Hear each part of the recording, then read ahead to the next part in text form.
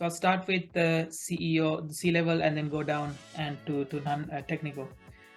Typically, a CEO would be earning around 300k USD on a base. This is the average. Now, this always changes based on the size of the company, where they are, so on and so forth. So I know some of the bigger companies, the CEO would be on about 500, 400, that sort of mark. Although I think the salary is going down compared to before, but on average, I would say a really good CEO, with lots of experience, have lots of achievements in their pocket, would be earning around 300k. And then obviously you have to counter the package, right?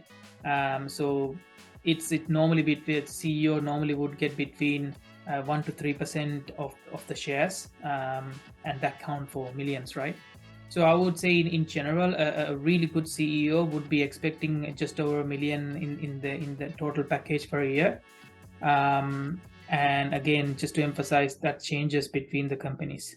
And if you look at a COO, a general package, considering the people we've placed and considering the people I speak to, is generally seems to be around 220 to 300, 280 mark on the base salary, and then again they will have a share of 1% or something like that.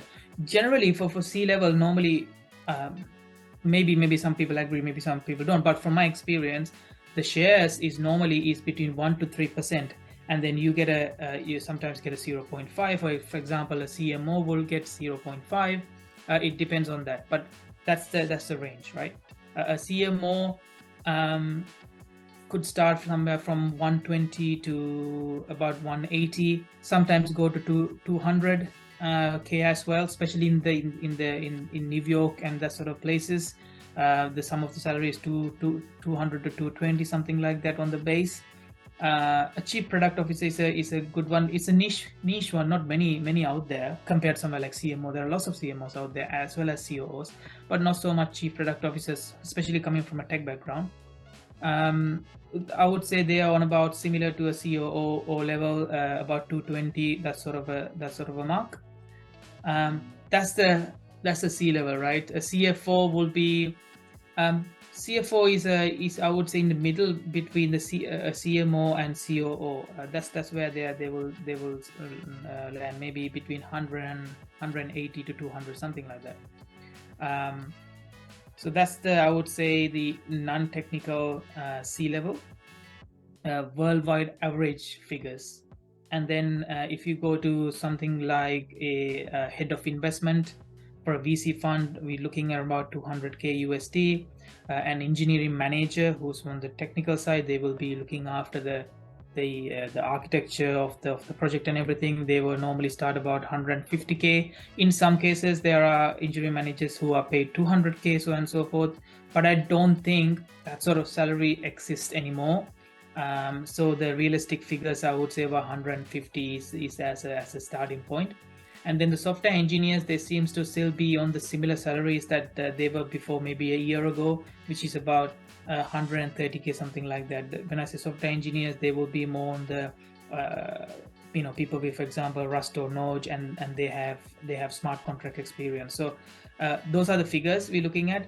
Software engineers, unfortunately, they don't get so much equity compared to the more the senior level. So as a package, what you really need to think is, like, when you look at the C-level, sometimes it's not just about the base salary. What is the package that you're getting out? Because for a CEO or COO, even any other C-level, sometimes for them it's about, what's my retirement package going to be like, right? So when they, especially at a startup level, when they join, they think like, okay, you know what, what am I going to get out of this after 5 years working here? Because they've done this job for so many times. Apart from the challenge itself, most people at this level will be looking at, what's my total package, what is my end goal here. So that's need to be accounted. But so you can play with these numbers, and you need to adjust accordingly how much equity you're going to give, or how much cash you're going to give, or how much bonus you're going to give. And just finally to touch upon that, so for example, I've placed candidates who are on about 220K base salary, and they get 100% bonus on that. So they do double that. And same for CEO, COO, CMO, something like that. But the both CEO, COO seems to have more higher bonuses and matching bonuses most of the time. And then the lower you go down, the less bonuses there seems to have. So that's my take. What about maybe more mid-level and junior roles in perhaps both the technical and non-technical side? What can people expect at those levels? Yeah. So we talked about compliance. So let's cover that bit. So in compliance, a KYC analyst, so somebody like that in London, they would start about let's say they don't have any experience that they're getting to Web3. They would start around 35K, 40K, that sort of mark. And in the Middle East, it's slightly, maybe Middle East salaries are a little bit higher. It needs to be higher because the expenses are much more. So that change about by 10K or so. So if somebody who's working on a KYC role in here, they're earning 35, you would be expected to earn about 45K in somewhere like Dubai. So that's more of a junior level, right? And then you come to maybe compliance manager, that sort of level. We are looking around 55, 60K mark. And then the more experience you have, the salary seems to go up. For a head of compliance, let's look at compliance manager. Some candidates are on about 70K, 80K, that sort of mark in USD. And then if you look at head of compliance, that sort of role, that figure changed quite a lot. So that would be somewhere around starting at 120, going up to about 180 in the compliance side. For technical junior roles, a junior software engineer will probably be earning about 50K, that sort of mark. Obviously, you can see there's a big difference between a junior KYC person and junior software engineer, right? The skill level is different, and that reflected on the base salary by about 20K or so in the USD value.